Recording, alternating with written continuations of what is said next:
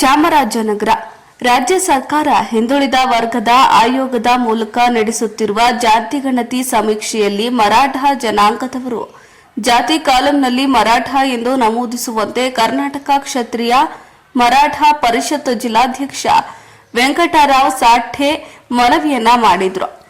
ನಗರದ ಜಿಲ್ಲಾ ಕಾರ್ಯನಿರತ ಪತ್ರಕರ್ತರ ಭವನದಲ್ಲಿ ಕರೆದಿದ್ದ ಪತ್ರಿಕಾಗೋಷ್ಠಿಯಲ್ಲಿ ಮಾತನಾಡಿದ ಅವರು, ಸೆಪ್ಟೆಂಬರ್ 22ರಿಂದ ನಡೆಯುವ ಜಾತಿ ಗಣತಿ ಸಮೀಕ್ಷೆಯಲ್ಲಿ ಸೂಕ್ತ ಮಾಹಿತಿ ನೀಡಬೇಕು.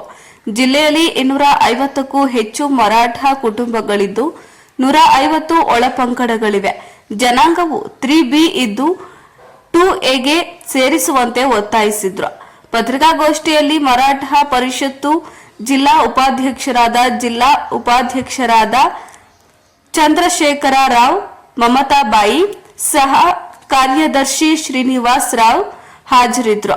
ವರದಿ ಹೊಮ್ಮನಂಜುಂಡ ನಾಯ್ಕ, ಪ್ರಜಾಪವರ್ ಟಿವಿ, ಚಾಮರಾಜನಗರ.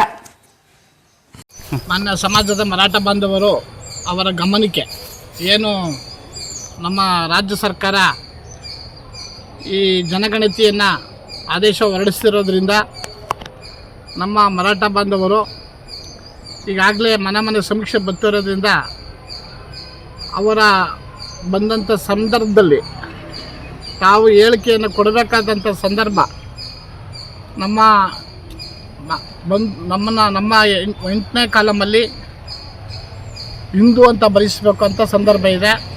9ನೇ ಕಾಲಮಲ್ಲಿ ಮರಾಠ ಅಂತ ಬರೆಸಬೇಕಾಗಿದೆ. 10ನೇ ಕಾಲಮಲ್ಲಿ ನಮ್ಮ ಉಪಜಾತಿ ಬಂದು ಕುಣಬಿ ಅಂತ ಬರೆಸಬೇಕಾಗಿದೆ. ನಮ್ಮ ಮಾತೃಭಾಷೆ ಬಂದು 15ನೇ ಕಾಲಮಲ್ಲಿ ಮರಾಠಿ ಅನ್ನೋ ವಿಚಾರದಲ್ಲಿ ಬರೆಸಬೇಕು ಅಂತ ನಮ್ಮ ಕರ್ನಾಟಕ ಕ್ಷೇತ್ರ ಮರಾಠ ಪರಿಷತ್ ವತಿಯಿಂದ ಹಾಗೂ ನಮ್ಮ PGR ಸಿಂಧೆ ಏನು ಈ ಸಂದರ್ಭದಲ್ಲಿ ಈ ಜನಗಣತಿ ಪ್ರಯುಕ್ತವಾಗಿ ಈ ನಮ್ಮ ಜನಾಂಗದ ಒಗ್ಗಟ್ಟಿ ಮೀಸಲಾತಿಗಾಗಿ ಮತ್ತು 3B ಇರೋದ್ರಿಂದ 2Aಗೆ ಸೇರಿಸೋ ಸಲುವಾಗಿ ಇದೊಂದು ಸಂದರ್ಭ ಇದೆ.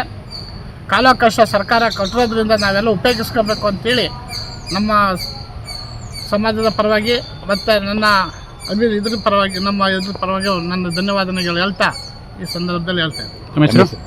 ನನ್ನ ಹೆಸರು ವೆಂಕಟರಾವ್ ಸಾಠೆ, ಕರ್ನಾಟಕ ಕ್ಷತ್ರಿಯ ಮರಾಠ ಪರಿಷತ್ ಜಿಲ್ಲಾ ಅಧ್ಯಕ್ಷರು.